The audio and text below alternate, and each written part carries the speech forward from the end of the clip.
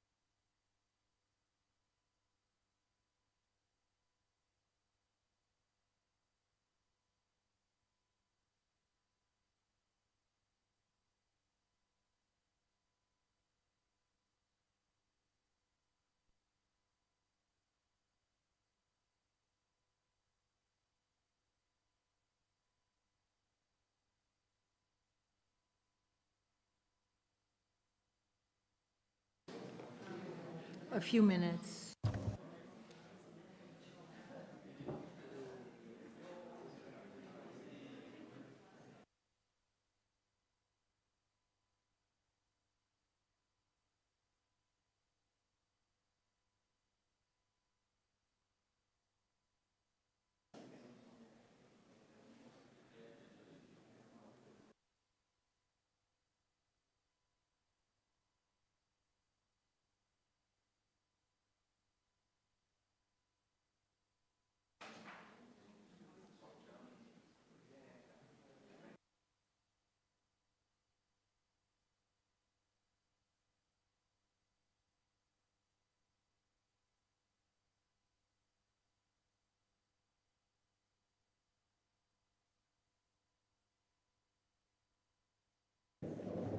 Is your colleague going to be here? No. Okay, just you. All right, good.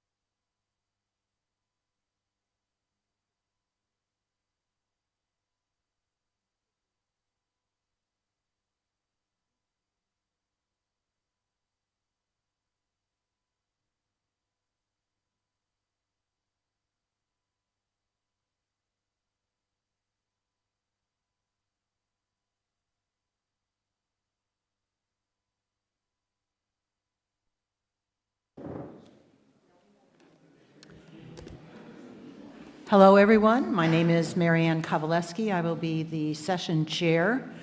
I do have a few announcements. Michael Goldberg will not be here, but he has a video, so we will be hearing him on a video. Second, we will have 3 papers, and then we will take a 15-minute break, and we will come back and hear the last paper. And we will also, I will be collecting questions, and we will have the question period after that. Our first speakers today are, this is a continuation of the morning session on sources and methods.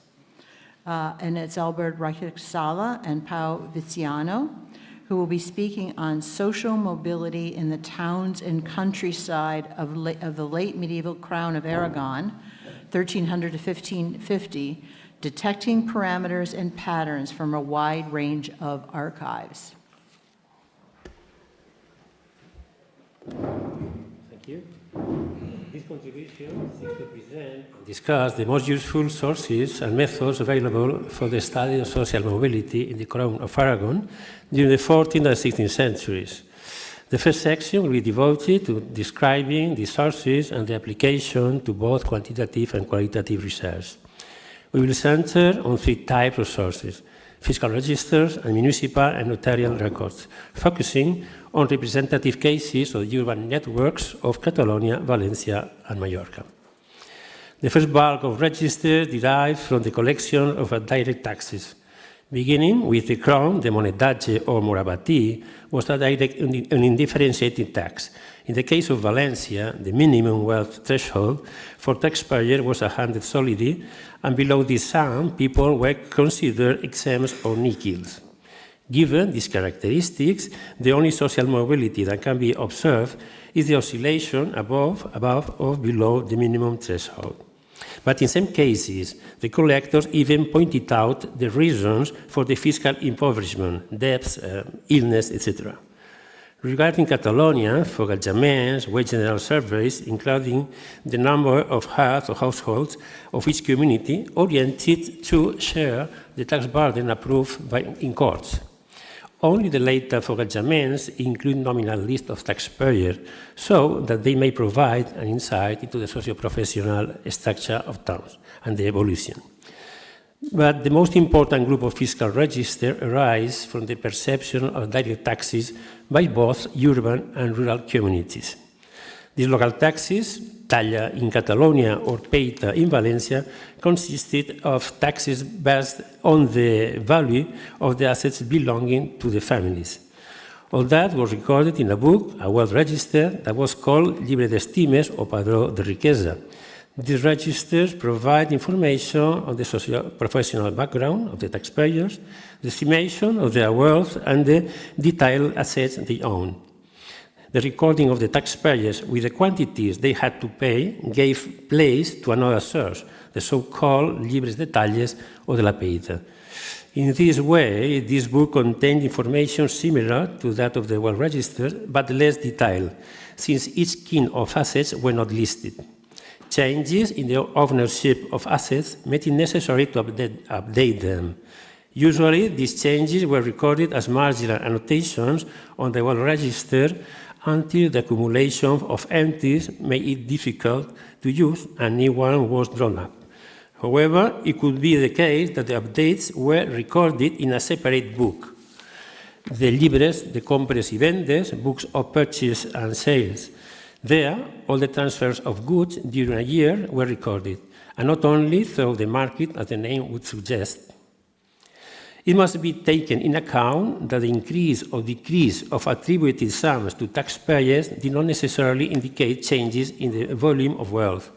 This is because the amount of the tax depended on the rate applied each year to the tax base, according to the needs of the municipal treasurer.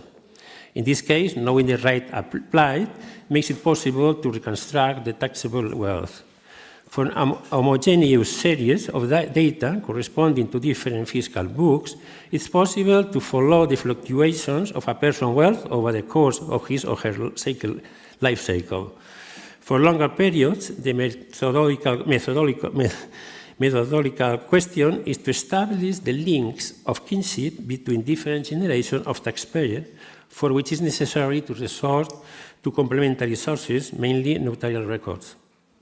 If our purpose is not to follow the evolution of an individual or family, but rather the relative changes within a community, the focus should be on the quantitative strata of wealth. Then it's a matter to measuring the percentage of changes or continuities within a certain bracket, decile or quartile. And in the case of groups, that changes layer, the destination layer. Good afternoon. Municipal archives of many towns and small towns in the Crown of Aragon are endowed with several sources to study social mobility. First of all, there are the proceedings of municipal councils with the appointments of officers or the election of representatives. And roughly speaking, these institutions are interesting, as has been shown this morning, with regard to dynamics of social mobility. If we consider them more than a mere space of political struggles, a showcase of economic and social dynamics. On the other hand, the records of new inhabitants or members of local communities capture dynamics of geographical mobility, so both proximity and broader migration flows. And these processes, as you know, often also imply upward or downward mobility. However, in order to track the socioeconomic trajectory of individuals and family, notarial records stand out from the rest. Being part of the so-called Latin Arc, this area in northeastern Iberian Peninsula, is endowed with a rich series of notarial records from the 14th century. And at the same time, existing studies prove that they are quite socially representative. If we pay especially attention to three kinds of notary records, testaments, private inventories, and marriage contracts, we can find different elements indicating economic wealth and social status, and especially these sources allow us to face what I would say there are the most important challenges when trying to assess social mobility. On the one hand, the problem of name linkage, and on the other hand, that of diachrony. With regard to name linkage, existing literature show that in the Crown of Aragon, the family names were quite consolidated from the late 12th or toward the 13th centuries onwards. There is also quite widespread use of social professional labels. And with regard to diachrony, we've got good series to cover large periods. So these are the sources available, and now very quickly we would like to present several case studies trying to prove the use of these sources with a sample including different towns in the Crown of Aragon, from larger towns like the city of Mallorca, medium-sized towns like Girona, and some smaller towns in northeastern Catalonia and the northern kingdom of Valencia. I will start with the case of Girona, the leading city of northeastern Catalonia, which apart from that is one of the most important towns in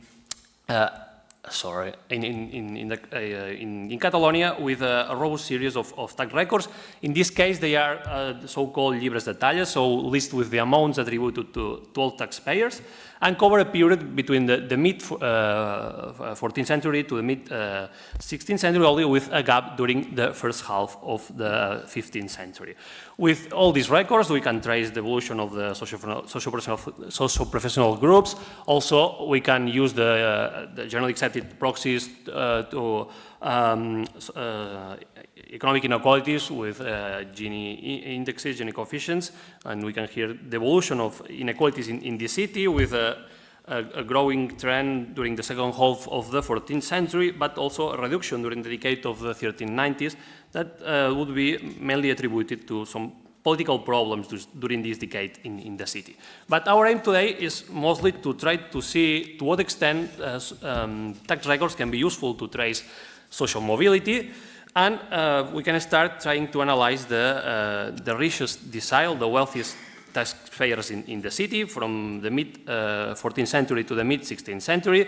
And here we can see a layer not only formed by well-off citizens, but also dynamic merchants and some opulent craftsmen that changed throughout this period. We can, based on a simple calculation of the weight of newcomers with respect to those that remain from one register to another one, and we can see changes. Also, if we extend this procedure to other socio-professional groups, and we can see some diverging patterns, for example, comparing textile craftsmen to those linked to leather.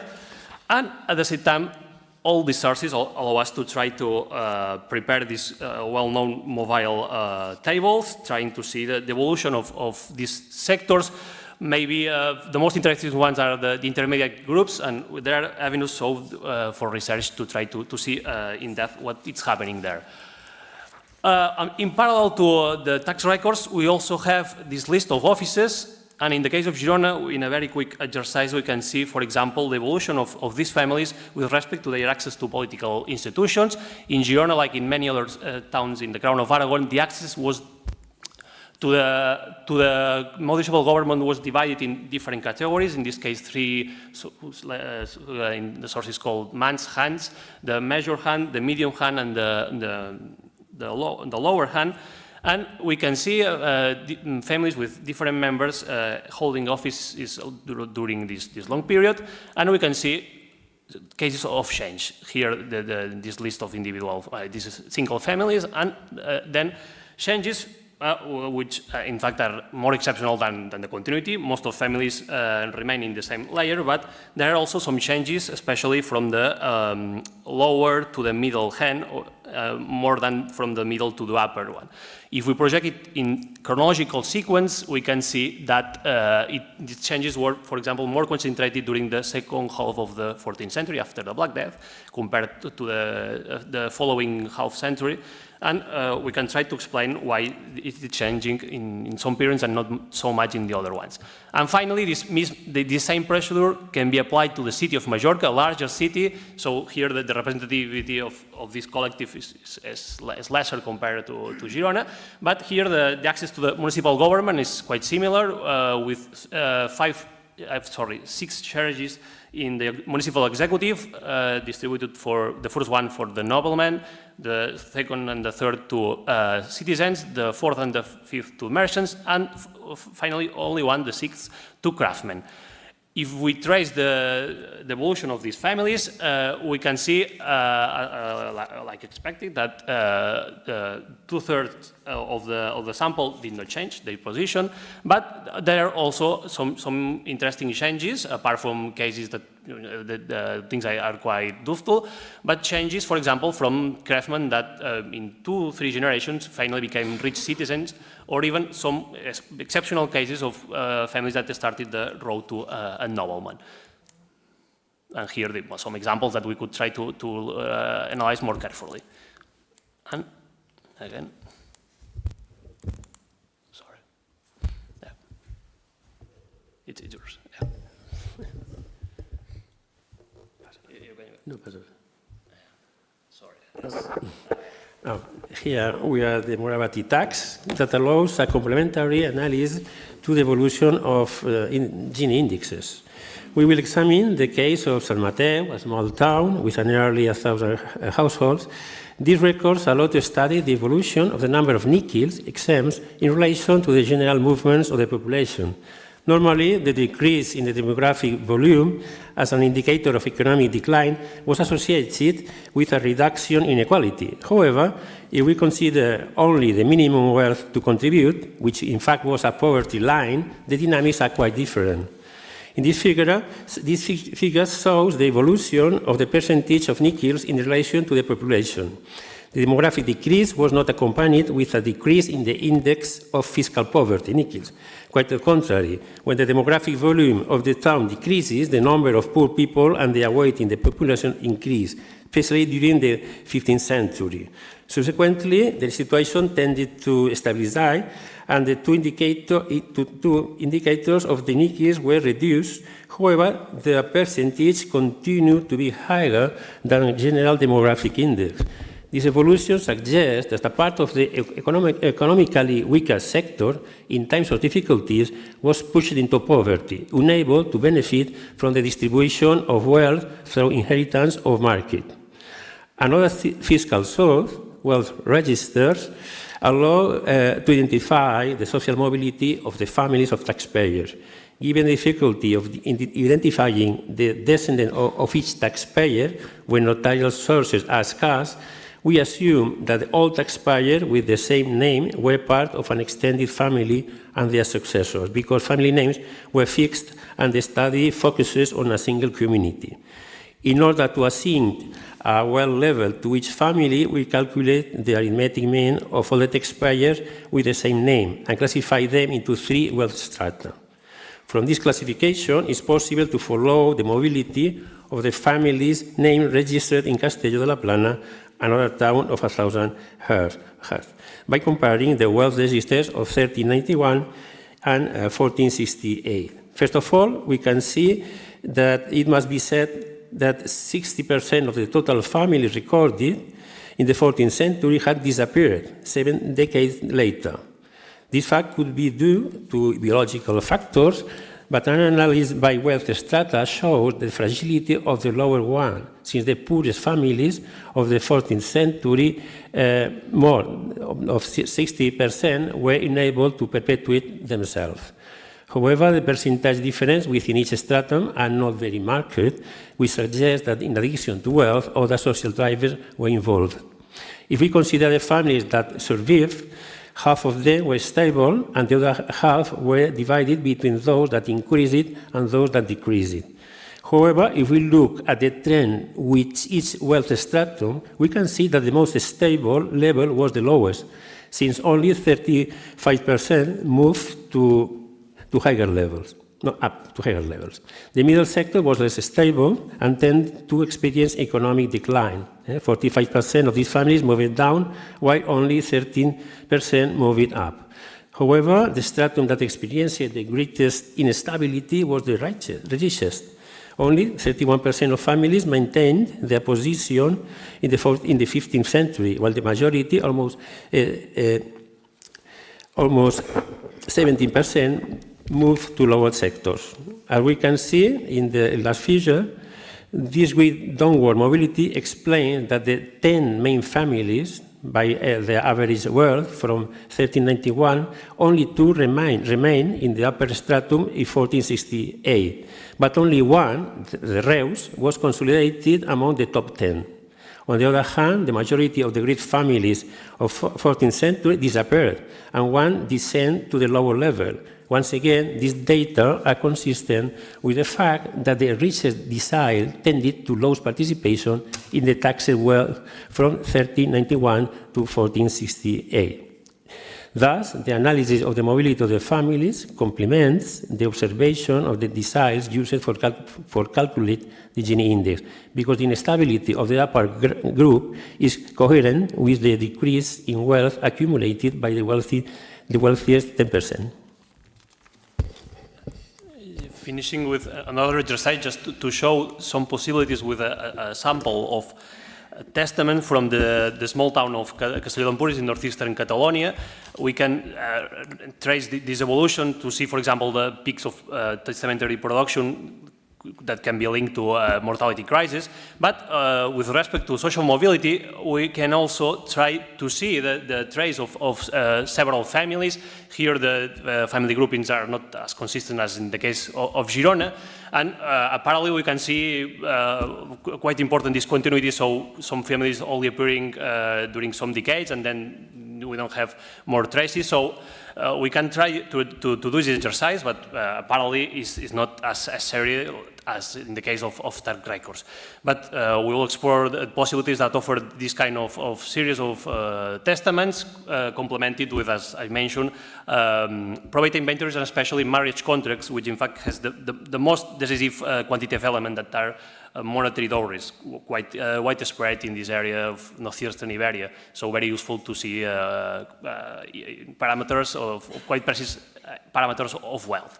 And just to conclude, some short conclusions. In our presentation, we tried to show the possibilities, the documentary sources existing in the Crown of Aragon.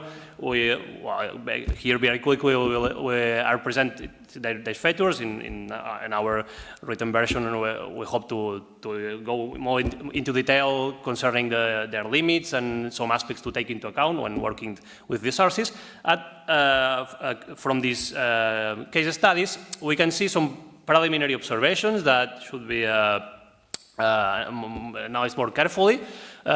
First of all, conclusion, I think it will be general of this conference, that social fluidity was important in the late Middle Ages, also in the case of the Crown of Aragon, and we are especially interested in some diverging patterns comparing different settlements according to their size and occupational complexity.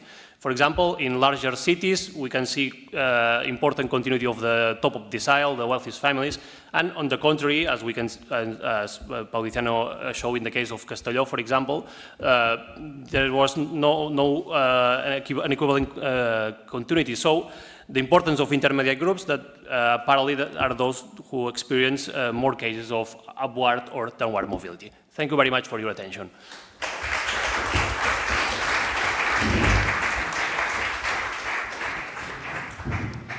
Thank you. That was amazing display of the different sources are kind of mind-boggling, and it was also very interesting because of the methodological steps that you were able to take, and I think it provides excellent comparative material for the papers that we heard this morning, which were largely on Italy. So I hope some of those people will ask some questions and talk about these comparative possibilities. Our second paper is by Marco van Leeuwen and Ineke Maas, and it is on social mobility in the 18th and early 19th centuries. Social mobility in the, well, okay. I didn't want to read it again. Thank you. Well, thank you very much. I have to probably put this closer. Yes. I will talk about social class mobility, so that's mobility between social classes. So I won't be talking about wealth mobility or any other form. And there's no reason that the two, wealth or social class mobility, would be identical. I will first talk a little bit about some drivers of social class mobility in theory. I will introduce you where I come from, a project with 100,000 of vital registers for the 19th and 20th centuries. And then I will go on to discuss total mobility, upward and downward mobility in basically three, I call them places. Because although it says the names are of countries, they're actually just a few places in between. And then a conclusion. It's an important topic, I think, because it's tied to social inequality, and the place you are in a social layer will determine a lot. It will determine earnings, housing, partner choice, and what have you got. And if you have a very unequal society, where say the top 1% owns 99% and the bottom 99% owns 1%, then basically being very low is almost a death sentence, and being very high is actually an immense and never-ending silver spoon. So I think it's a very important topic. I think it's this one, or is it this one? These are the questions that I ask. It's an important topic, and I excuse that I am not speaking about Italy. Does it work? I'm not speaking about Italy, and I'm very grateful to be here. I'm honored to be here, thankful also to the Dattini Institute for securing this place for economic and social research. There has been a lot of theorizing about social mobility, and in the introduction by Guido Alfani, he talked about Sorokin, who basically said that with regard to total mobility, that's just the number of people who change social classes as a percentage of all that's in. There's actually no change over time, except in periods of calamities, notably wars and revolutions. Then you have an upsurge in mobility, soon followed by a correction. In stratification sociology, there's a large school which is called modernization theory, and that says in the 19th and 20th century, mobility must have increased, both total mobility and the relative mobility. And the relative mobility is what you could call social fluidity. That's sort of corrected for changes in the class distribution and relates to the openness of social classes. And they say it must have been increased because you had lots of new industrial jobs that you couldn't learn from your parents. You couldn't have inherited them.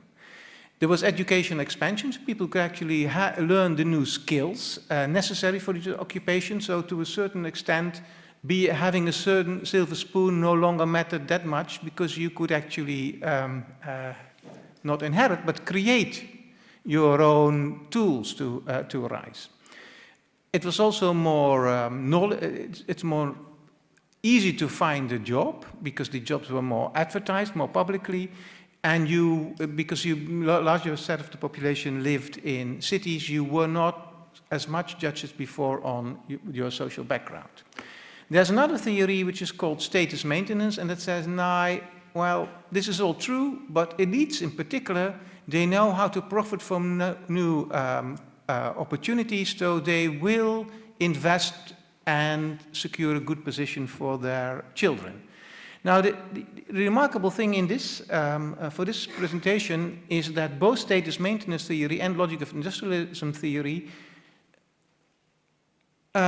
sketch a pre-industrial society where that's basically, it's very class stuck, basically, and it is immobile. Not much changes at all. So we know that before we started this research, that in the white and the blue lines, that relative fluidity, but increased, so society became more open. We were unsure about the green line because there were various methodological problems with it. So we started this research in a number of countries, coding it comparably.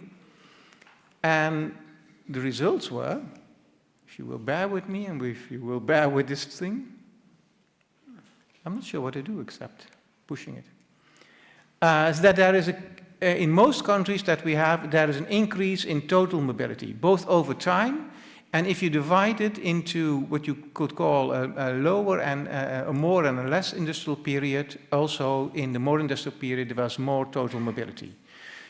So it's also true that there are large country differences in total mobility, and these seem to be unrelated to the level of industrialization. So it's a qualified support of the industrialization theory, you could say. With regard to social openness, if this thing works, which I hope it does, well, I don't know. Okay, now it works again. I hope you will bear with me. It also says that relative mobility in most countries that we investigated increased, and in all the countries together also. And it's also true there was more openness in the earlier period, in the less industrial period. Still, there are also large differences in relative mobility, and they appear to be unrelated to industrialization. So, what happened before? These are initial results, which I hope to show you. Based on a set of studies which were done by other people and who kindly gave us permission to use it. We first looked at total mobility, and this is only an initial report, and if you have more studies that we could analyze, I would be most grateful. And you can see that between 1/3 and 2/3 of men in German places are mobile, class mobile, which is a lot. And in French and Swedish places as well, the same order of magnitude, but there are large variations between places and times. If we look closer at total mobility in France, where we have actually quite nice data, the TRA data from the beginning of the 19th century, then one department in the north of France, and then one city, you will see, oh well, I was too quick. You will see that,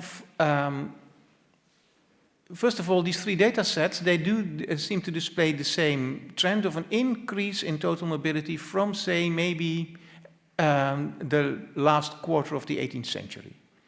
You can also see that the openness of society has increased, and for this you must realize that the measures you use, that's a sort of a peculiar characteristic of these type of studies, relate to closeness. So closeness goes down, this means openness has increased for basically 2 or 3 centuries, so even before industrialization in the case of France. France is one of the 2 countries that do not entirely behave in line with industrialization theory.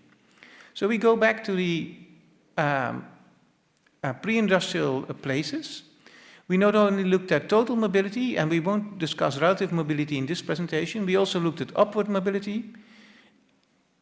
And first of all, it's difficult actually to know how to treat these types of data, because I'm explicitly not referring to it as Germany, France, and Sweden, because you only have a handful of villages spread over the country, and some of them exist in one time period and the other not, and it's difficult to know how to analyze them, and if it actually would make sense to add them all up. So I didn't do this for this presentation. So I can show you there is a large variation, and it's clear that there is a sizable degree of upward mobility. It's also the case that there are some quirks in the data that I do not fully understand, and I'm not quite sure if this has to do with data issues or if it actually reflects particular characteristics of these places, and I will look into that. So there is upward mobility. There's also downward mobility if it wants to appear. Well, what can I do? There's also downward mobility between the 5th and the 3rd in most of these places, so that's also sizable. And there are also differences between times and periods that could be idiosyncratic, and I'm not quite sure yet what to make of them. First of all, I think I would like to have more data. So, to conclude, it's possible to investigate a topic which is of great, if not utmost, importance today for the pre-industrial era, using vital registers with occupational titles, and at least if you limit yourself to men, because most of these data sets, men have occupations and women do not. So I've been talking, about, kind of sneakily, to be honest, about the intergenerational class mobility of men.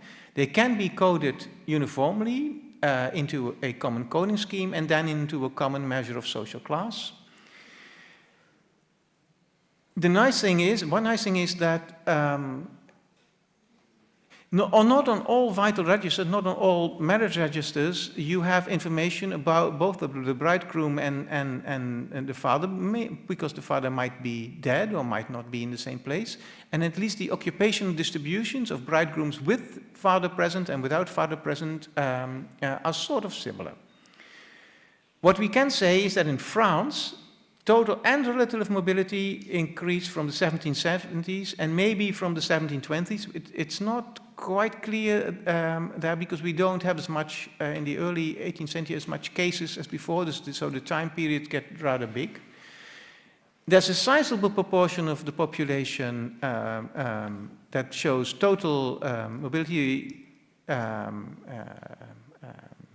exchange between classes in the German, French, and Swedish places that we have. And the same applies for downwards and upward mobility. It is also true that we've only started recently to extend this to the pre-industrial period, and we are looking into what could be data quirks and what could actually be expressions of local idiosyncrasies. And most of all, I think I would like to have more data, and I am wondering what to do, if it would make sense in some way to add up these cases. In any case, it's clear that the pre-industrial period is not as static as both leading sociological theories would lead us to believe.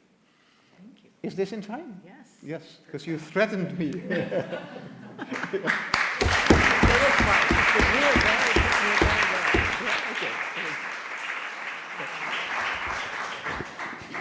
Thank you very much. That was, I'm hoping people will step forward with the data that you're talking about. I found it especially interesting that you set out and contextualized those major theories and how your data and others might fit into it. So we'll see what the questions are in the question period. Now we're going to have a video from Jan Michael Goldberg. Oh good, they're going to cue that up, which is, because he's unable to be here, Transformation of Urban Occupational Structure and Occupational Mobility in Leipzig, 1550 to 1850. Hello and welcome to my presentation.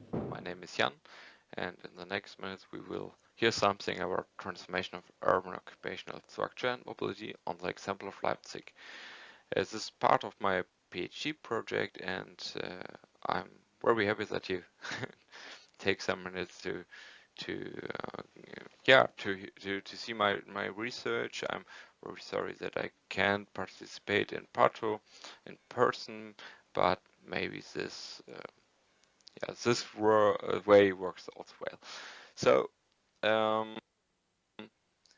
I was interested in how shocks and trends affect the occupational structure and mobility in a historic city, and I thought that abrupt shocks or trend-breaking changes also have an effect of the occupational structure in a city, and the result is that it have not the effect that I assumed before. So the occupational structure is very, very stable, and in the next minutes we will see why this is like it is. So maybe some sentences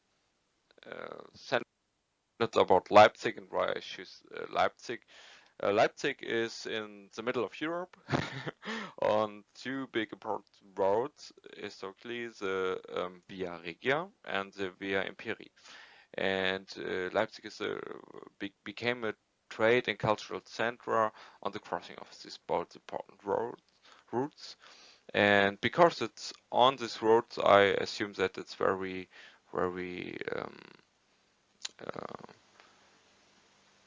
could be affected by some structural changes, especially in trade. And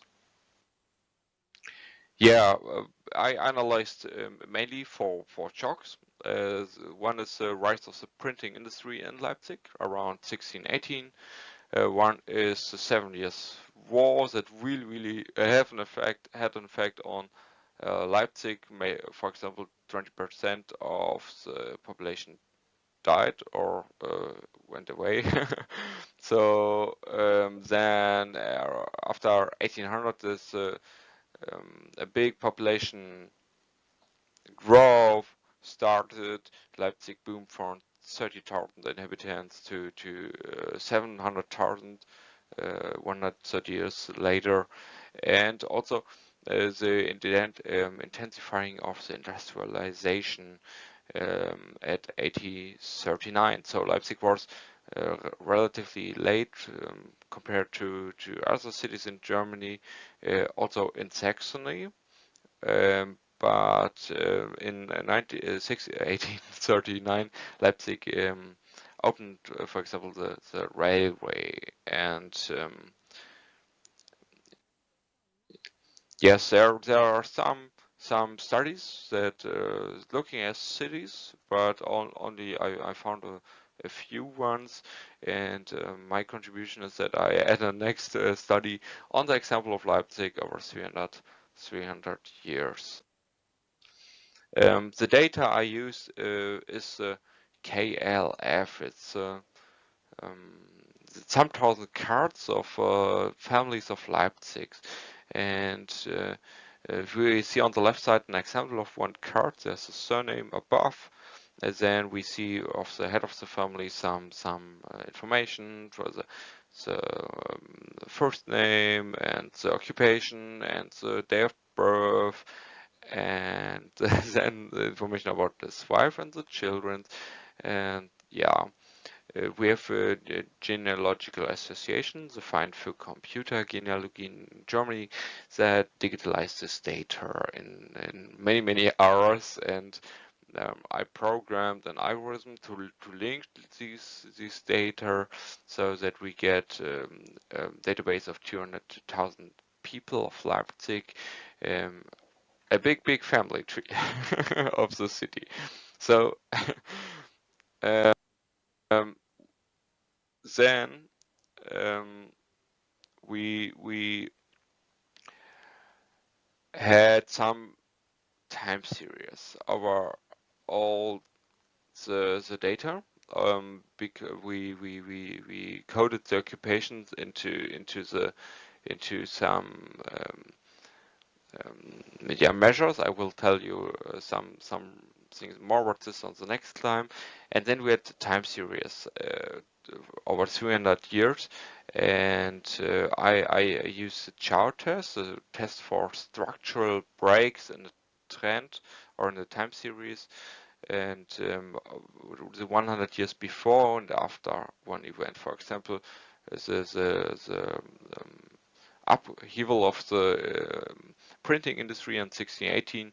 I look at the 100 years before and after it, and split the 300 years in 30 cohorts, every cohort with 10 years, and also watched the 20 years before an event happened. So the printing industry shock at 1618, I used the cohort of 1660 because it's the birth year, and I assumed that the shock had only an effect to the people that are at least at the age of 20. So for the time series, I used 5 measures. 2 of it are based on the classification of occupations, in German Klassifikation der Berufe. It's a special system for German occupations, and it has 5 digits. The first digit is split in some categories. You can see it on the left side here: military, trade, logistic, and so on. And the 5th digit says something about the educational level you need to work on this job. So for highly complex tasks with specialized education, and one is assistant task, you don't need any education to do it. Then I use his code, the first digit of his code, his class, and also his com. I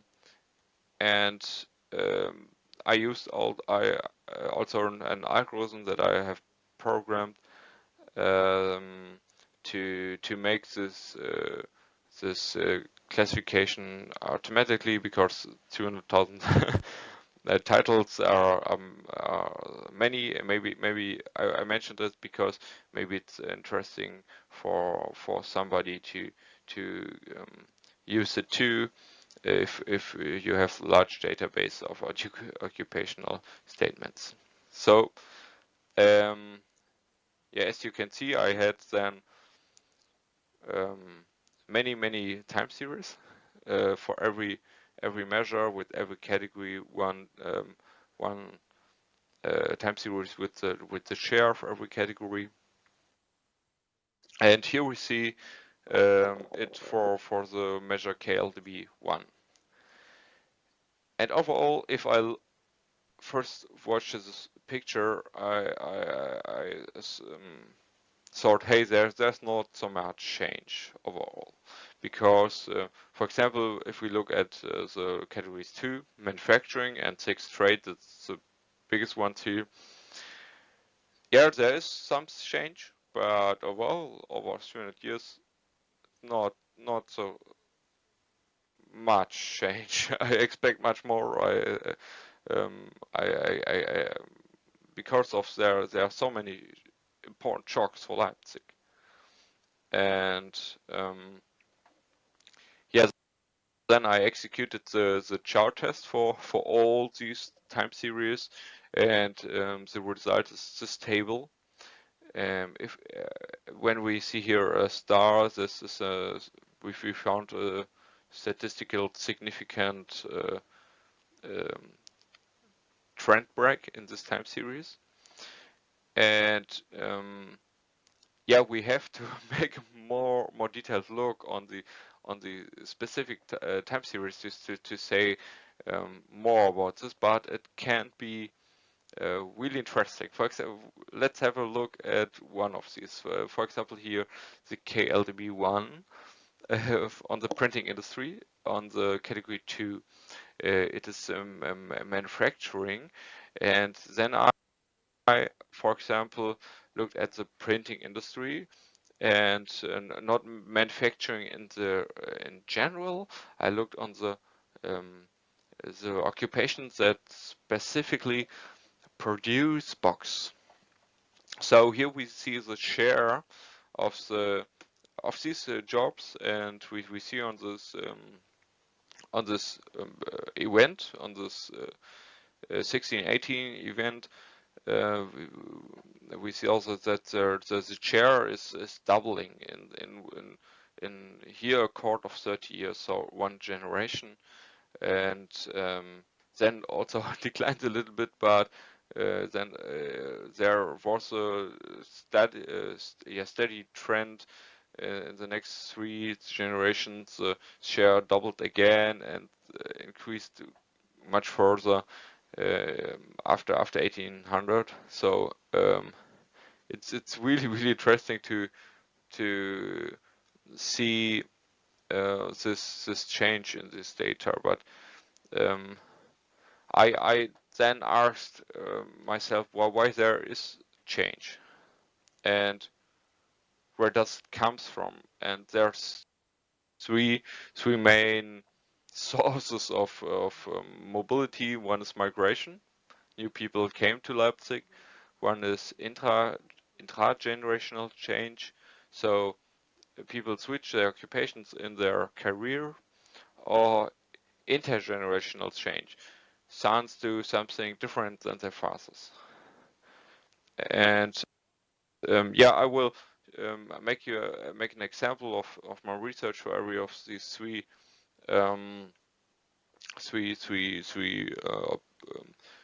parts. And for the migration thing, I compared the guys that born in Leipzig with this that are new to Leipzig, and I think compared them, and yeah, I asked myself, is there correlation? Do the new people have exactly the same occupations that the people have that are already in Leipzig? And there are not so many significant correlations here, but here we see, for example, at his class category 4, these are the lower professionals, clericals and salesmen, that we have a negative correlation there, and this implies that yeah, the guys that came to Leipzig are have not so this share is not so high for the new coming people than in the actual living population. Okay, and but overall, this don't explain the mobility that we could see in Leipzig. So migration is not the key driver. Then I look to intragenerational change, also a table here. I looked at the people that have 2 occupations, because in the KLF, if they have 2 occupations in their lifetime, the data mentioned, there are two occupations that are mentioned in the underlying data in the church books and the church registers and so on, and we see that especially in category 7 is a category that it's mainly for people that have two or more occupations. And why it is like this? Because many people have something like a Ratsherr in German. It's a member of the city council as a second occupation, and this is connected to this category. We see the other ones are all not as sizes. So also intragenerational change is not a key driver. So then I look to intergenerational change, and this is more interesting because here we can see the proportion of the identical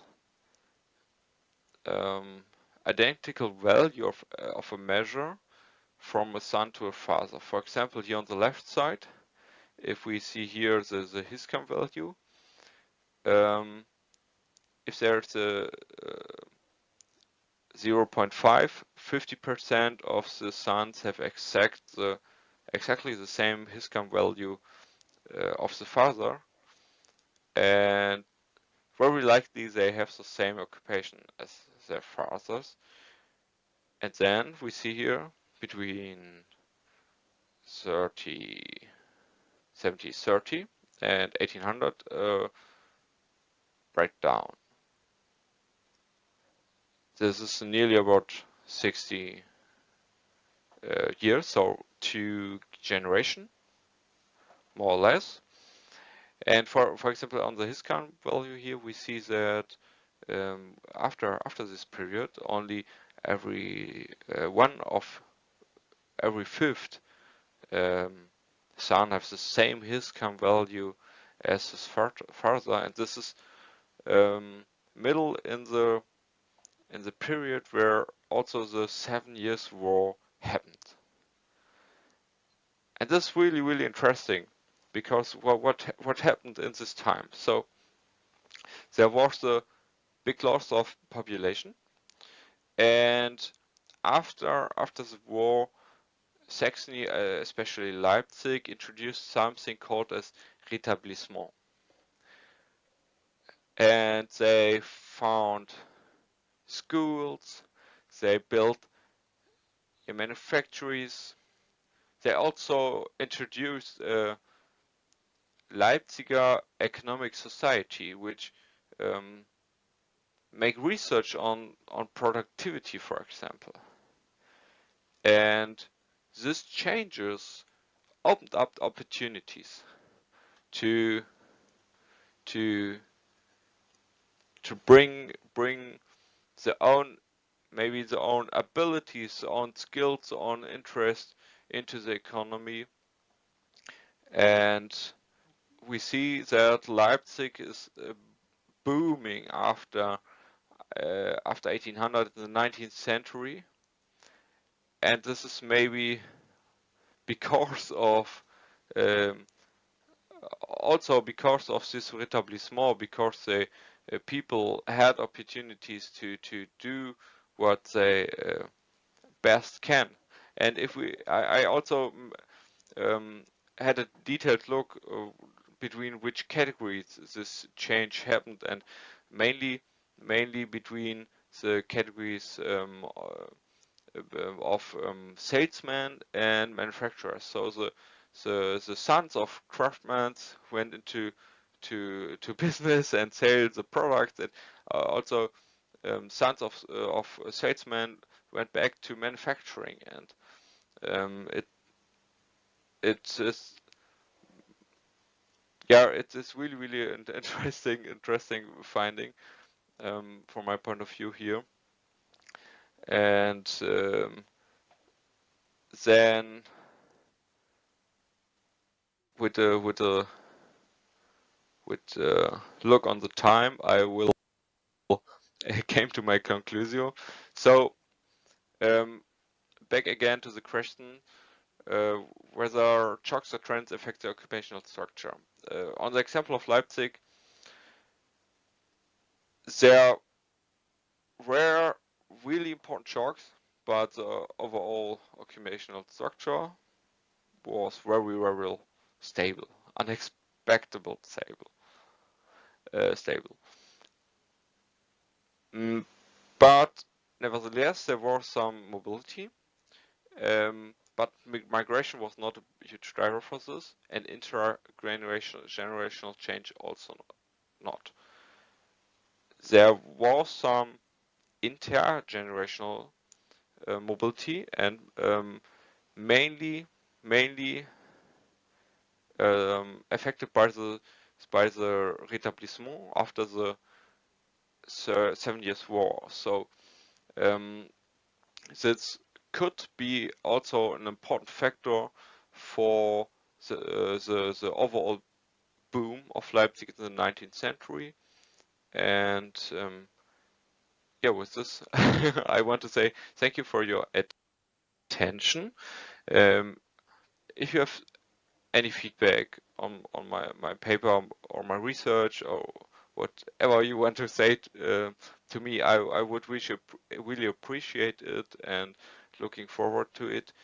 You can send me an email, call me whenever you want. And for this time, for this moment, I want to say thank you to you and wish you a good, interesting conference. Goodbye.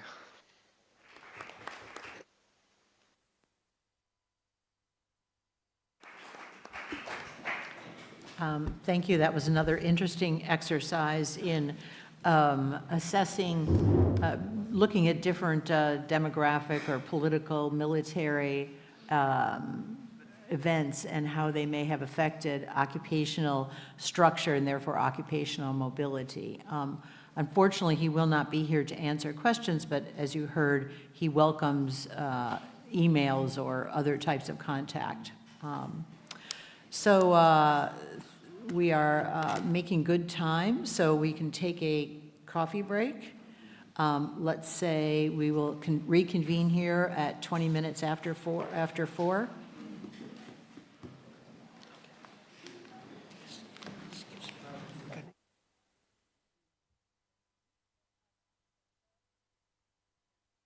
Yeah, and if you have any questions, you can start leaving them right here. You will need to ask them because they set it up. So just pop your head through.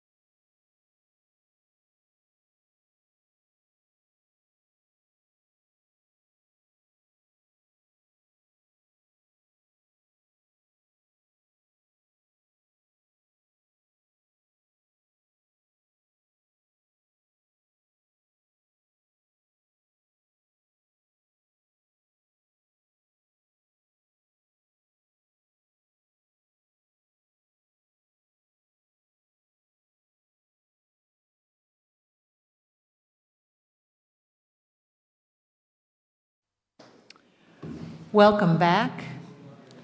Our fourth and last paper, Jose Antonio Mateos Royo, will be speaking on peaceful conquest or skillful adaptation, the rise of Genoese merchants in Aragon, 1580 to 1620.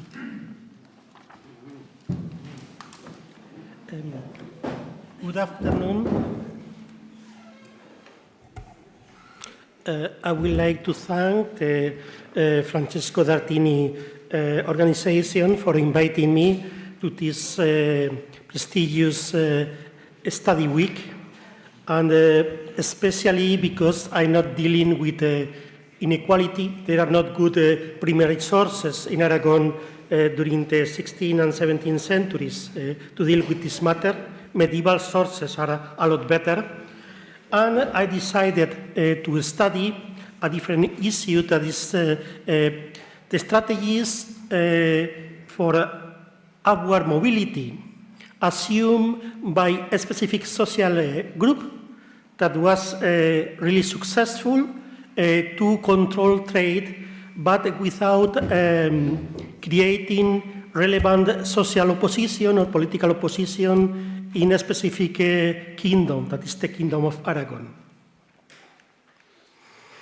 Here you can see that it was a small colony, but they were qualified people.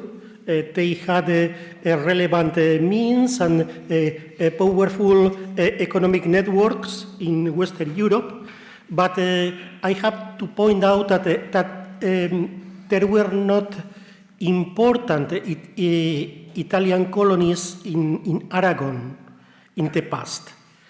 Zaragoza was not Barcelona, was not Valencia, so this success was quite surprising for me, and especially because in this kingdom with his own legal framework, elites were very reluctant to allow the economic progress of foreigners.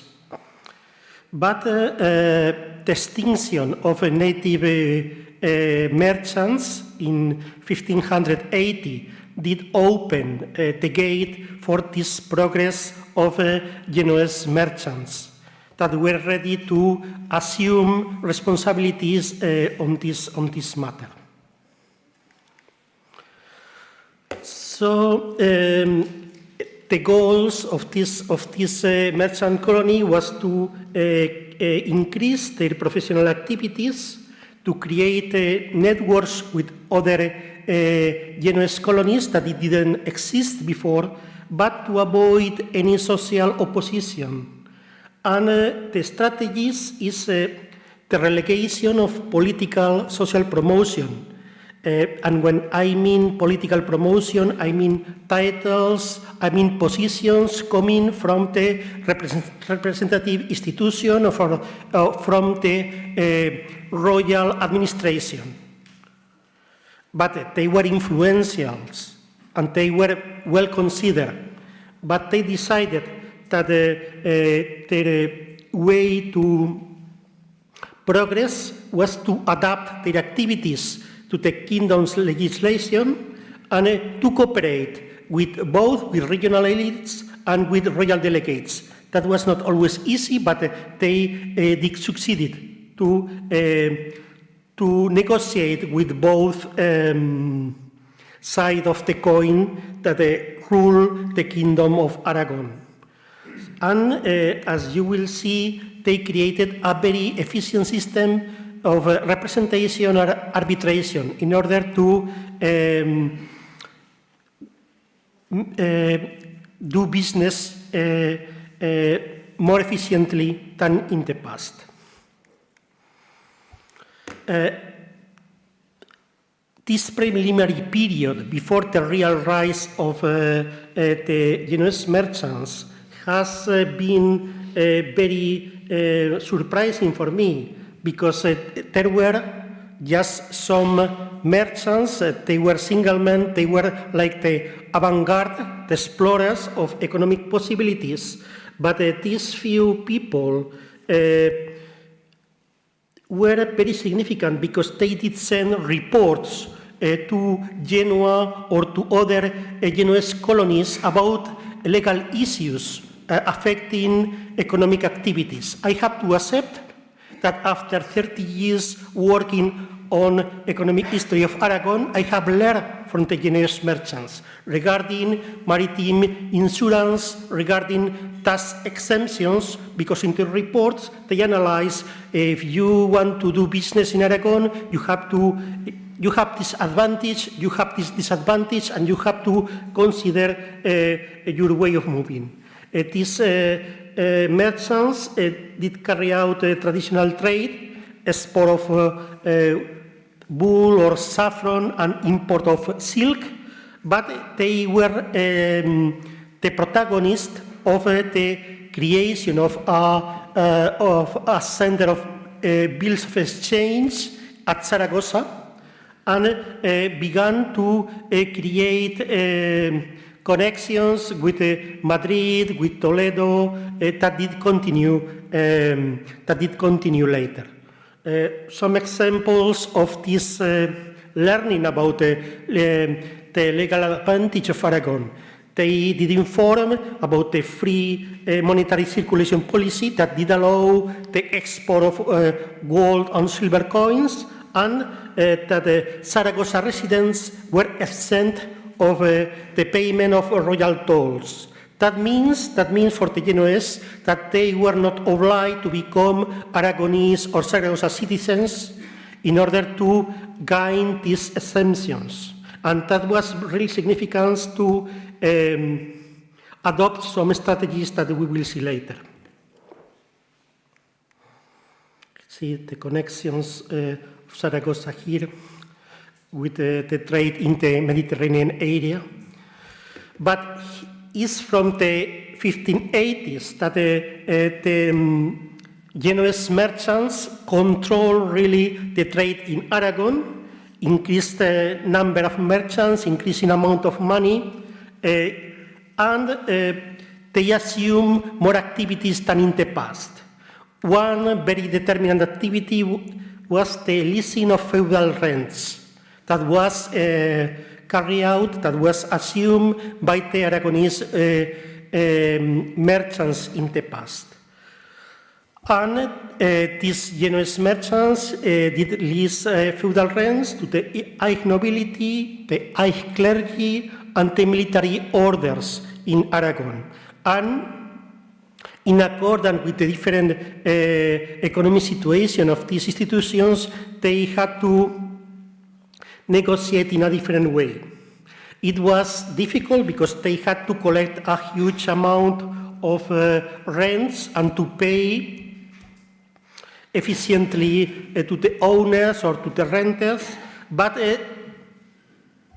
in this way they could gain access to a huge amount of agricultural products that they could export, what didn't happen before. You can see here in this graph that these Genoese merchants began to rent the feudal rents of the high nobility, but they realized that it was very difficult to manage these rents because this high nobility was pretty much in debt, and the creditors did demands the payments of the rents. And there were many court cases, and it was really difficult to satisfy both the creditors, the owners, the royal administration, or the representative of the Supreme Court in Aragon. So they abandoned these rents, and they began to work with the clergy, with the high clergy, that had a huge amount of rents, especially the Zaragoza Archbishop, who did control a huge amount of lands in the center of Aragon, moving to the east and to the south.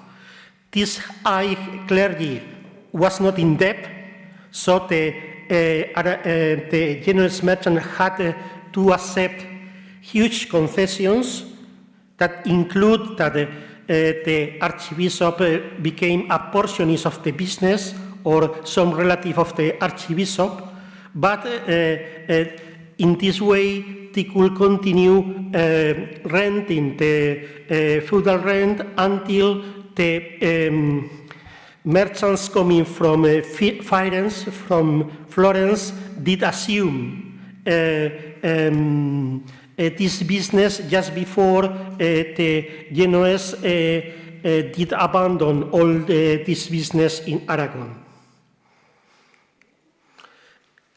Another activity was the export of cereal. In this case, it's very clear the adaptation to the legislation of the kingdom. They cooperate with the authorities in times of scarcities, but they could use all legal gaps in order to export cereal without legal consequences. And they assume a lot more activities regarding credit, to move money for the regional nobility, to lend money to the Spanish monarchy, to send money to Rome for the secular clergy. So little by little, they became essential both for the Spanish monarchy and for the regional elites, because they could use more efficiently that the previous Aragonese merchants all the networks they have in Italy, France, and Spain. And they could modify some long-term credits that did exist in Aragon for their own purpose. They obtained benefits and they could use this long-term credit as short-term credits in some cases.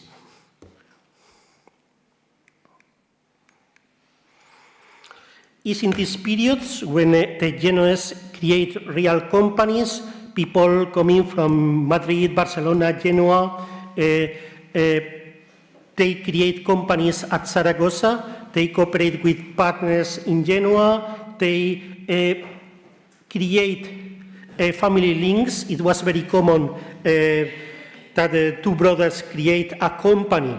That was the companies that did last longer. And these companies were very flexible. A big merchant could transfer all the debts to another merchant, and they could get the money and move to another city without any problem. So this family business, even using the money of their wives, became very efficient to do business all around Aragon. And this means the expansion of exchange between all these fairs, Medina del Campo, Lyon, Besançon, Plasencia, and the trade connection with Spain, and both with different Italian cities that you can see there. So it became really a center, a significant center for trade activities that it connects Madrid with Italy. And the prokuratorships became more regular.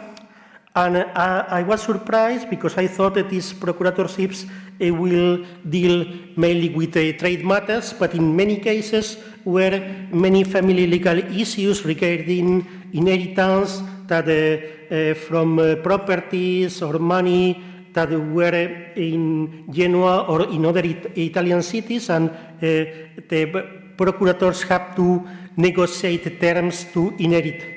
And there is a huge movement of letters, accounts, bills that produce a lot of opportunities, not just for the merchants living in Zaragoza, but also for people living in Genoa or in other Italian cities that could purchase land rents or public debt and received the rents because of this system of representation that did operate quite efficiently. And the other system was the arbitration in order to avoid the costly court case. And you can see something exceptional that the Genoese did get from the Viceroy, from the royal delegates, that legal documents written in Genoa could be accepted in Aragon in all these negotiations and even court cases. That was really something exceptional that did prove that the Genoese merchants were well accepted, both by the royal delegates and by the regional elites. And regarding social behavior, you can see here that the most of the couples were from Genoa. It was endogamous marriage because of some reasons that did give priority to professional advancement, to the creation of links to bring together business, but also because it was necessary to avoid legal conflicts in Aragon, because the legislation was quite different, as we will see. And in this sense, the Genoese thought it's better to promote professional progress, mobility. We don't want, we neglect all these titles and benefits because this will force us to stay in Aragon. And perhaps in several years, we will prefer to move to a different city.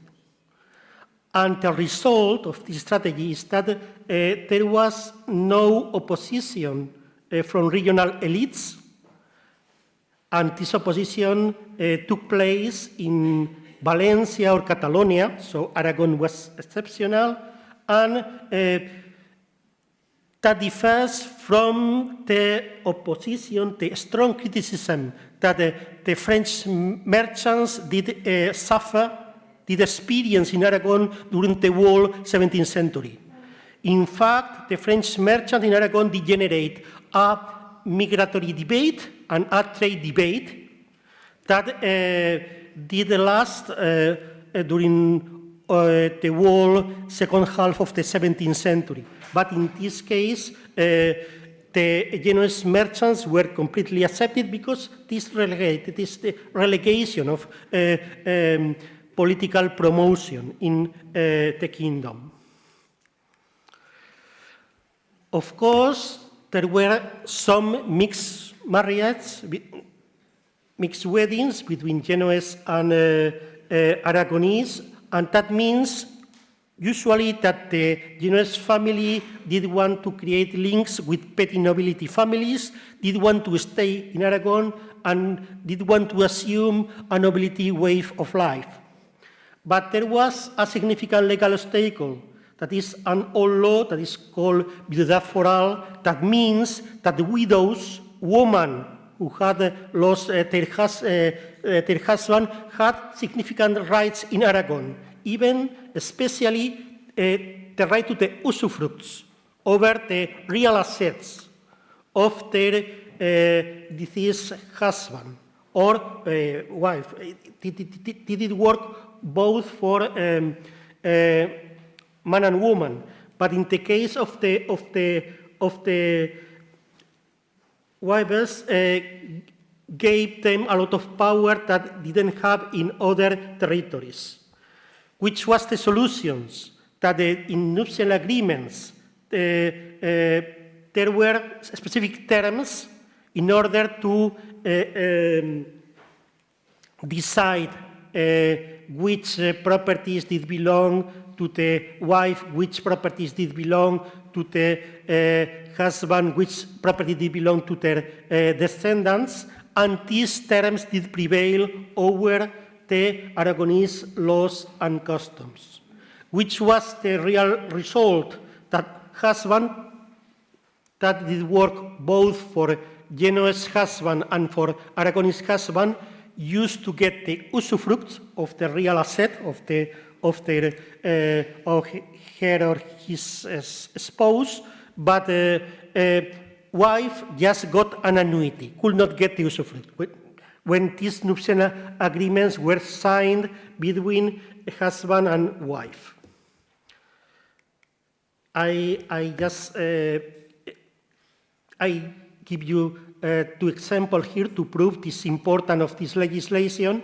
I will just explain this saying that says, if you are a widow, a woman who has no husband, the best is to be born in Aragon. If you are a nun in Catalonia, if you are a married woman in Valencia, and if you are a single woman in Navarre. But if you are a widow, your place to be is in Aragon. And in the case of wills, you can see here the difference between single men that were predominant in this preliminary period, married men and married women. The married men just give the access to the children, to their descendants, and wife did recover the dowry and some annual incomes. And in the case of married women, they used to give their assets to their husband, if they were alive, then to the children or relatives in Genoa. There was another legal obstacle coming from Aragonese legislation that the descendants had the right to inherit something. And in this case, the solution was to include a minimum donation for these descendants in order to avoid court cases before the Aragonese justice. So these Genoese families bring their way of life closer to the petty nobility. They did buy houses, land, livestock, and public debt. They marry members of Aragonese petty nobility, and they try to get some political promotion. They create small lordships and entail estates. So they did follow the same evolution of regional merchant bourgeoisie to become nobles and to live from rents.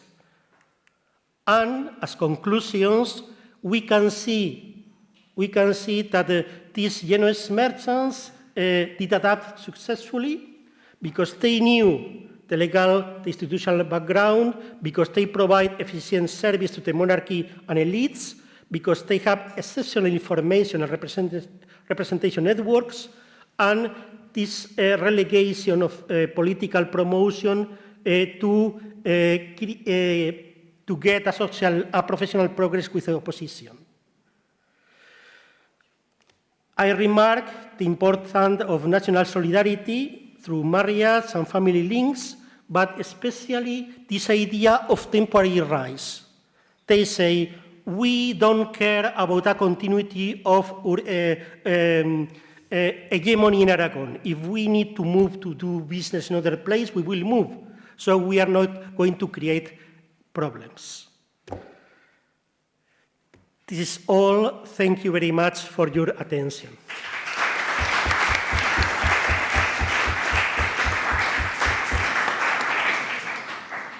Thank you very much for that illuminating discussion of the different strategies. I especially appreciated that you went into some detail on marriages and gender, which is something we haven't talked about as much.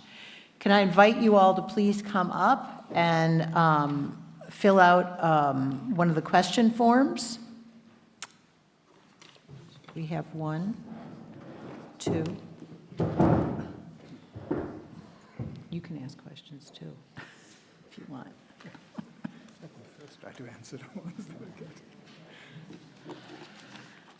Thank you.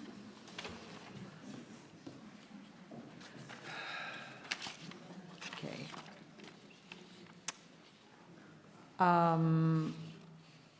Olga, would you like to come first? We're just going to do these in.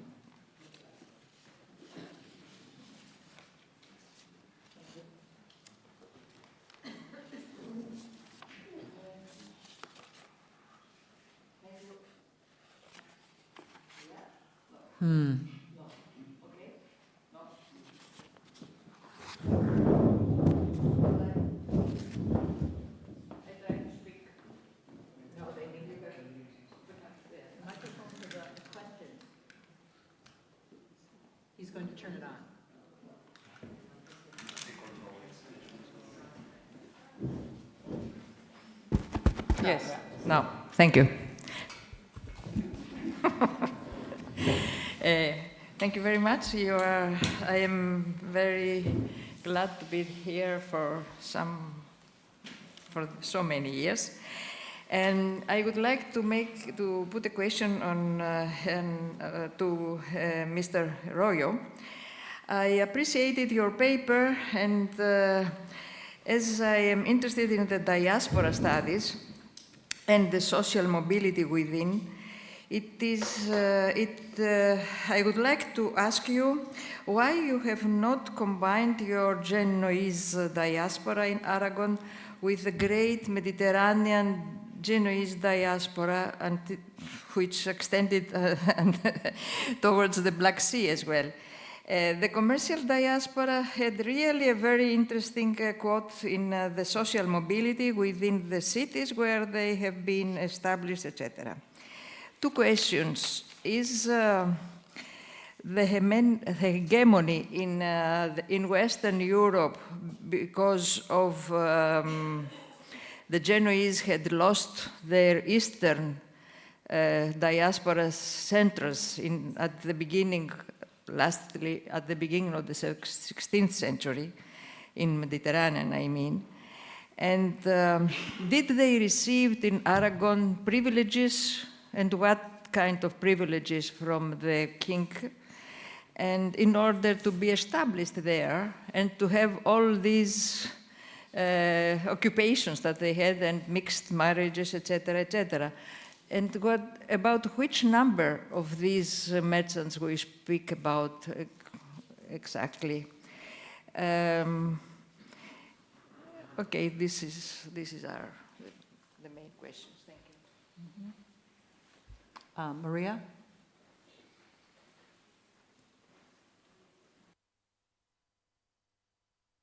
Thank you very much to all the speakers for this really, really stimulating afternoon. In theory, my question is really to the first presenters, but I have a little comment that I hope I can sneak in for later as well. And I speak from the perspective of someone who has spent a good 10 years of my most active archival time deeply buried inside the notarial archive, which is a tremendous amount of fun. So the question is for you, actually. There's one thing that I would like you to give us more details about. You don't need to convince me about the higher variety of social representation within notarial sources, particularly because the groups you're investigating anyway is not the bottom anyway.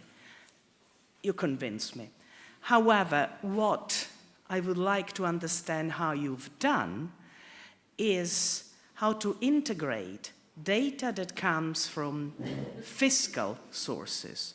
So a listed source, it has very specific, strict parameters of coverage with the notarial sources, which I take it in your case are private documentation, so we're not talking about notarial sources as in Genoa, in which it's just another Department of State, that these are private individuals that require notarial certification for handling their affairs.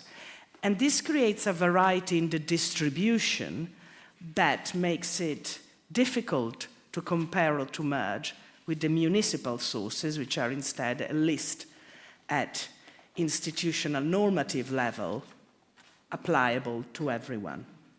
Because there is one element which I am the first one to be guilty of, and I keep on hearing another one of the giants that was not a founder of the Datini just by chance, so maybe they hated each other, who knows, NSB Grass, when he was saying about these low-level transaction costs that all of us have encountered in the notarial archives. You know, those little figures on the side of how much a deed costed, and we all ignore them, and we should have all collected that data, and we had projects. But it's expensive in and of itself. So the assets needs to be worthy enough to invest in the original expense. which leads me to something which is actually related in the royal communication. There's a wonderful project which has been carried forward by Guido Rossi, and it's exactly about the usability of legal documentation related to the economic sphere in foreign jurisdictions. And in fact, we had a wonderful workshop in Palermo last month about it. I'll give you all the details. But my question is, you said that legal documents produced in Genoa are accepted in Aragon. The question for me is, what types of legal documents? All of them? They need to be notarially certified or notarially certified. Yes. What language? Is it in Latin, or you need a certified translation as well? Because we found that by the last quarter of the 16th century, with the rise of notarial vernacular expressions, sometimes they needed to be certified, which adds transaction costs also in terms of translation. So, thank you. Katja.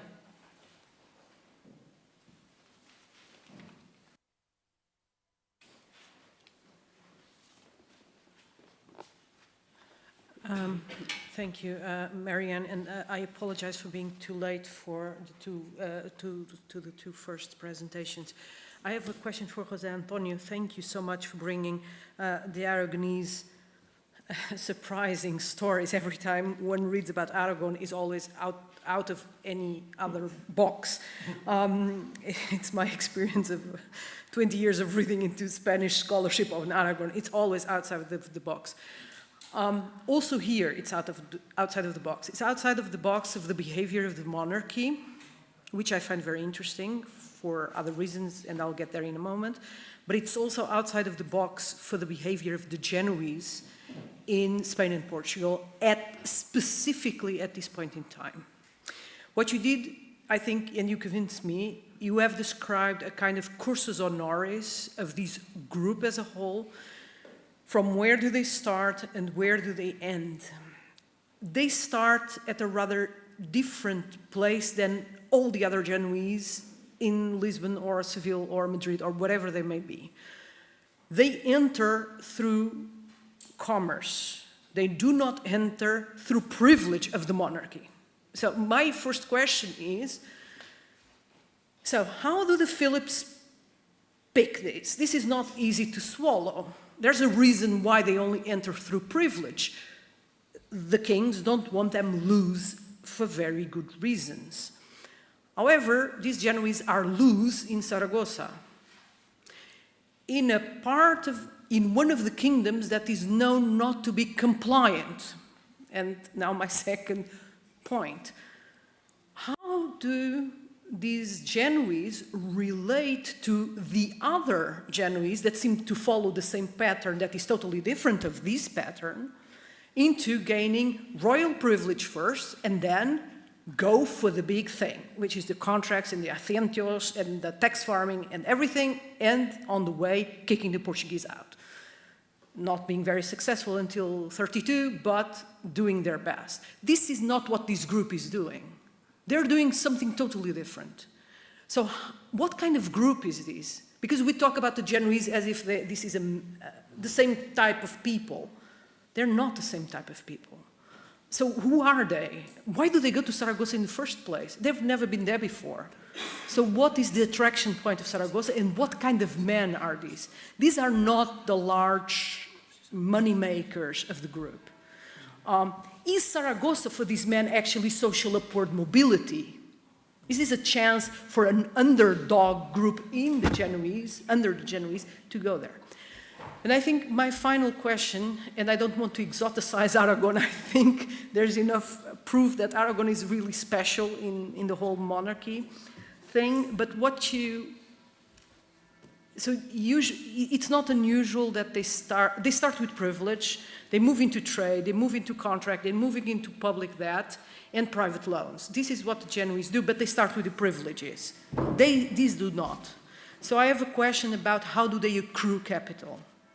Because what you're explaining is that capital enters through trade, But at some point, no. So you need to explain a little bit more where the capital comes from, because they are clearing a lot of bills of exchange through those fairs that you're talking about. For that, you need to have a huge amount of capital capacity that Zaragoza would not provide, I would suspect.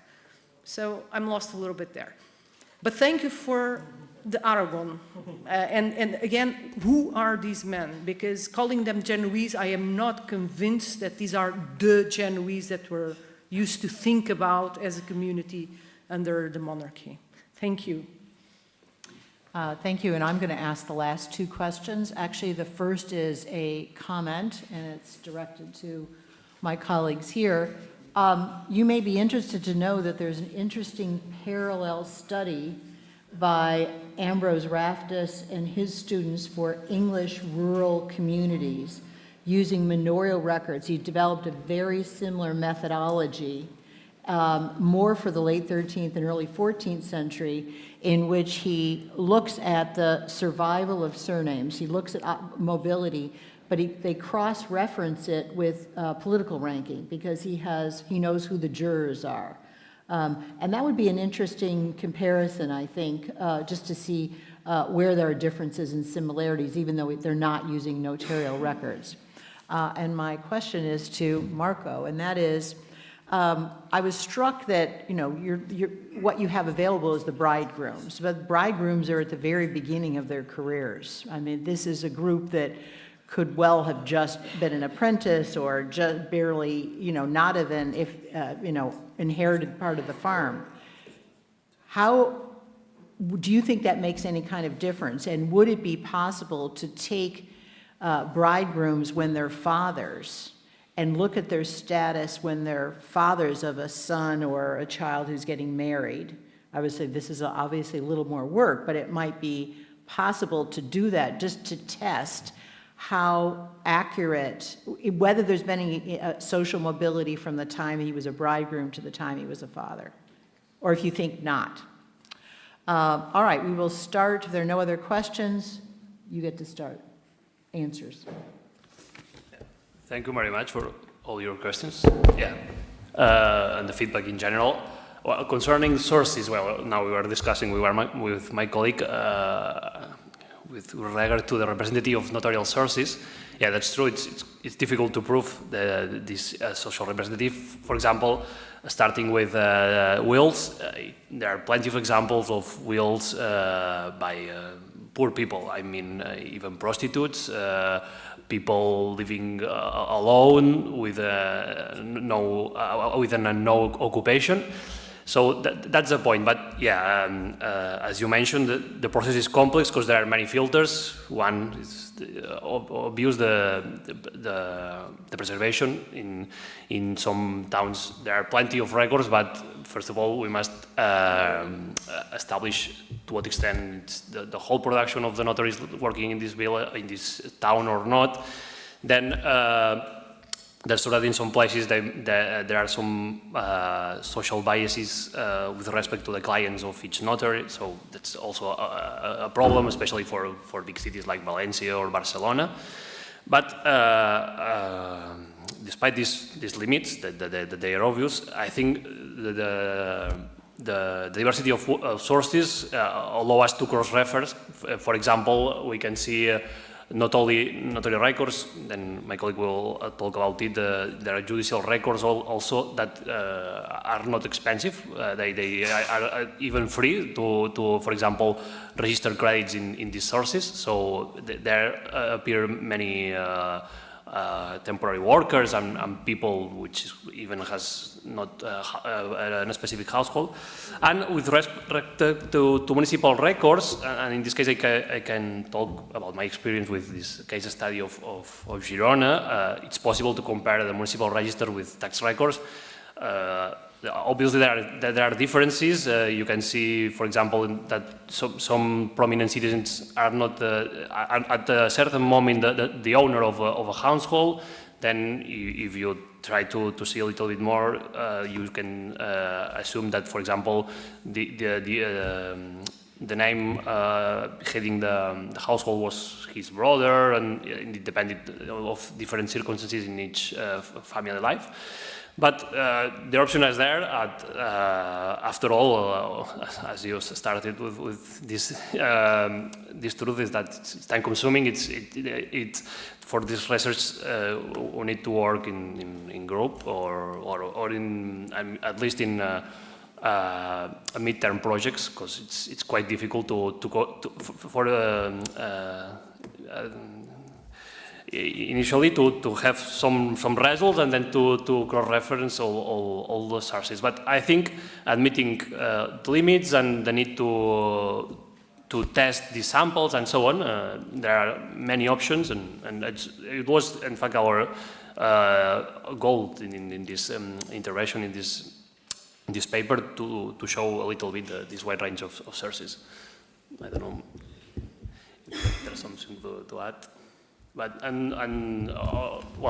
concerning Jews and these minor roles, it's another option we didn't mention: the existence of kind of minor roles and list of tenants, and it's possible for some peasant communities, especially in northeastern Catalonia. It's quite useful, for example, to see the evolution of these peasants. But in this case, that's true that maybe the social fluidity is less than in urban centers, so we can see an important continuity of some family names, but there are many generations of the same family being Serval peasants, and this is not maybe the better example of social mobility. But there are diverse sources, and thank you very much for the reference you gave us. So I will ask them to the exact. Yeah, thank you. Thank you very much. You're right. We're measuring the bridegroom maybe at the start of his career, and the father would be at the middle of the end of his career. So that's an issue. The issue would be bigger, even bigger for women, because many of them would have an occupation and an occupational title before marriage, but not paid work and not a title afterwards. So it's a little less urgent for men, but still it is a problem. In defense, I would say, yes, there is a bias, but it's constant over time and between places. So we're doing it wrong everywhere. Now that's not perhaps the strongest defense possible. I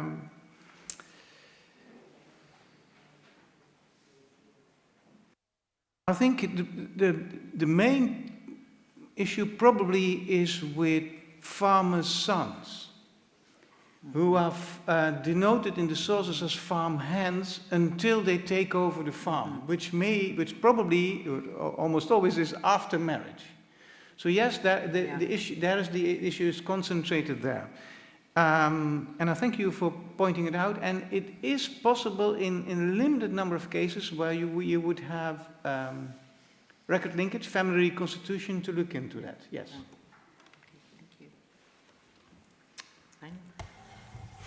Well, there are many questions. I hope to remember all. First, I have to say that this global perspective has required to bring together a lot of primary sources that were very fragmented. And even so, I have compared the situation of the Genoese merchant colony in Aragon with the colonies in Catalonia, in Valencia, and in Castile that I have not mentioned. In Castile, for example, Genoese merchants used to marry local women because they can get more fiscal advantage than not in Aragon. But I could not extend the comparison more. And because I did want to associate the different activities that some of them were not well known before. In Aragon was an autonomous kingdom. The king of Spanish king could not grant privilege to the Genoese without the consent of the Aragonese parliament. The only thing the royal delegate, especially the viceroy, could get for the Genoese is this acceptance of legal documentation coming from Genoa, and could do this because the King Philip II had smashed a rebellion against the royal authority. In this special period of time, the royal representatives, with the consent of the regional elite, could introduce this legal issue in order to make business easier. These documents were usually written in Latin, because even documents that were written by Aragonese notaries to be used in Genoa or in other Italian cities were written in Latin. And these documents coming from Genoa had to be certified by the College of Notaries. I think there was a specific position that should guarantee. It's written in the paper. I don't remember now, but it has to be certified that this document was completely legal and original. Mixed marriages were just a few because of these legal problems. I think I have found around 5 or 6, but were very significant to show the difficulty to create nuptial agreements with specific terms in order to solve all these legal problems. And the reason is that just some Genoese decided to stay in Aragon and to carry out this petty nobility way of life. Most of them, they decided to do business and later to emigrate to Genoa, to Madrid, or to other Italian cities. In this sense, the money, the capital came from Genoa or from Madrid, where there was a big Genoese merchant community. And I have to say that during the 1580s, when it was the expansion, the big expansion of the Genoese colony, significant families, Spinola, Negro or Nero, Centurion, did send representatives to Zaragoza. And these persons did produce significant business. They did stay several years, and they did come back to Genoa, or they did move to Madrid or to other cities. And the capital of the Genoese merchant community, little by little, became concentrated on 2 or 3 families who had the best contacts with Genoa or with Madrid. It's curious because these companies were formed especially by 2 brothers, and one of them did come back to Genoa, and the other did stay in Aragon, because decided to continue with the business, decided to buy lands or to create a small lordships. And these persons were the ones who did rent the lease of the Zaragoza Archbishop, that were a huge amount of rents that it required a lot more money than the bill of exchange. And in the case that they could not raise enough money in Genoa or at Zaragoza, they did give a portion of the business to Genoese bankers established in Madrid. And this is the way they could get the money that they should use to pay for the rents or to move the bill of exchange. So it was a center of connections between, especially Madrid, in some case Valencia, and Genoa, especially, and the fairs of Piacenza, Lyon, and others. When for example, the activity of Barcelona was not that significant as it had been in medieval times. I don't know if I think this is more or less all that I have written here. If you need more details, you can ask me freely. Thank you. Thank you very much. And if you will all join me in thanking the participants in our session this afternoon.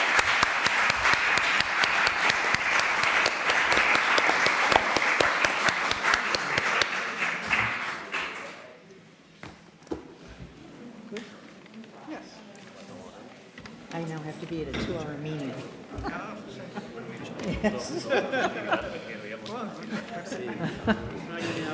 Oh, what, do you want to rep here?